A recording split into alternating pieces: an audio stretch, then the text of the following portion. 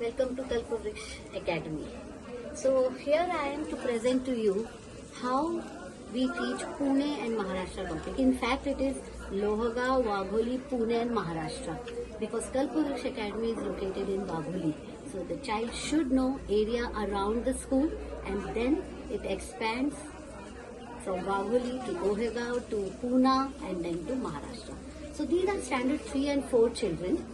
So when we want to understand about a place, we should see it from all angles. So what are these different angles? So the language spoken, the crops, the rivers, the mountains, the festivals, food, culture, different tourist places. So exactly this is what is our teaching methodology.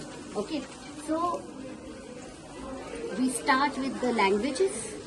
In all 3 languages, we have different personalities to cover. Personalities who have given their contribution to build the state, to build the nation before independence, after independence, and now in the current, system. What are the changes that are brought by people from Pune and from Maharashtra? So one is study of personalities. Next is study of the places around. Pune and Maharashtra offer so much to the world, right? So we have Pataleshwar in Pune, we have Shanwarwada. So children go and they visit. They visit these places, they sit there, they draw there, they understand how it is to sit there at Pataleshwar and explore that monument and at the same time understand why it was built the way it is built, right? And next we come to all these personalities from history. The entire Bhakti movement has so many of them. So we have now studied about them and then children put them into a timeline form. So, the maths gets covered. So we covered language, we covered history, we covered maths. So in fact, when they go for field trip, they measure the distance from school to the place they are visiting and how many hours is it or how much time is it taking. So the concepts of maths are getting covered. Look here down. So so much rich culture we have here. Ornaments, the fabric, आणि ही सगळी भातुकलीची भांडी आपली दिवाळीच्या वेळेस किल्ल्यावर टाकायला ठेवायला आपण ती बाहेर काढतो. मुलं ही बनवतात कारण आता त्यांना ह्याची ओळखच नाहीये, माहितीच नाहीये की हे काय आहे. तर आपण इथून सुरुवात करतो की मग ह्याच्या मदतीने मग ते पूर्ण जी आपली सांस्कृतिक धरोहर आहे तिथपर्यंत ते जातात.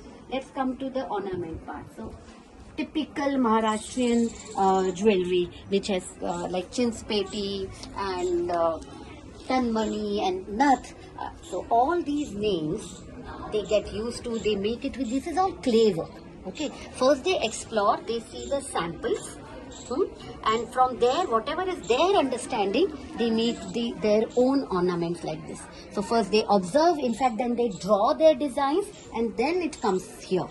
Actual the shape is given over here. Now recently we had Sankranta. So Sankrant festival with its all entire cultural aspect is covered. The crops are covered, as I told you in the beginning. Map is covered through this. So geography, history. It's an interdisciplinary approach that we are following. And guess what? Pune is famous for Puneri Patya. पाट्यांच्या बद्दल, पुणेरी पाट्यांच्या बद्दल आपण नाही बोललो तर पुणे आपल्याला अर्धवटच कळलं असं म्हणावं लागेल, हो ना.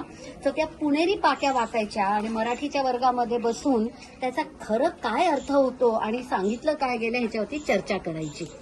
आता तिथेच वरती जसं मी आधी म्हटलं पर्सनॅलिटीज, एवढी लोक आहेत ज्यांनी समाजाला देशाला वर आणायला आणि जिथे आपण आता आहोत ते आपल्याला तसं हे दिवस दाखवायला ज्यांनी इतकं जास्त आपलं कॉन्ट्रीब्युशन दिलंय त्या सगळ्यांबद्दल आपण वाचतो. मग B.K.S. अय्यंगार असतील, अनिलबाई जोशी असतील, आपले पुलं, जयंत नारळीकर, सायरस पुनावाला, जितके माहिती आहे तितके आणि मुलांना जे समजू शकतात ते आपण पर्सनॅलिटी मुलांना त्यांना एक्सप्लोर करतो.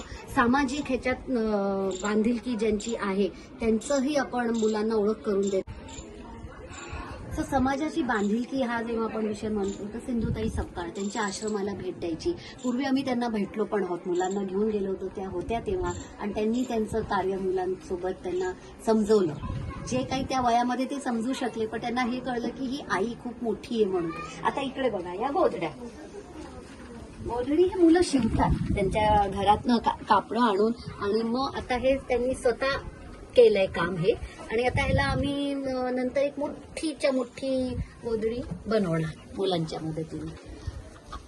संक्रांतीचा मी उल्लेख केला आणि तसंच संक्रांतीचा उल्लेख म्हटलं की चुलावरची भाकरी आणि आपली भाजी भोगीची, ते सगळं आम्ही इकडे चूल दिसते ना तुम्हाला, तिथे आम्ही मुलांकडनं ती चूल बांधून घेतली.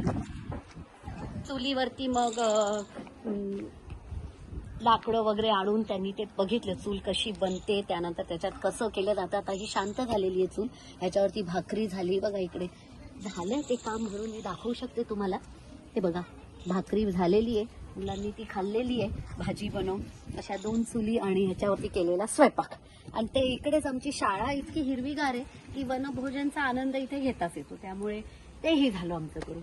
तसं हे पुणे आणि महाराष्ट्र टॉपिक जवळजवळ 2-2.5 महिने आम्ही हा चालवतो. सगळ्या विविध वर्गांमध्ये विविध विषयांच्या मदतीने हा असा फुलत जाणारा टॉपिक आहे.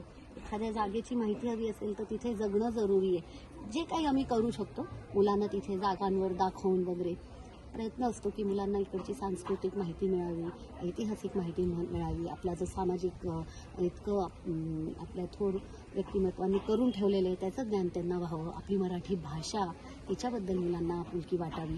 आणि आता पुणे किती पुढं गेलेलं आहे, महाराष्ट्र किती पुढं गेलेलं आहे देशात, त्याचं काय आर्थिक व्यवस्थेवरती त्याचा काय कितपत त्याचा योगदान आहे, त्या सगळ्याची माहिती ह्या इंटिग्रेटेड प्रोजेक्टच्या मदतीने आम्ही करतो. नमस्कार.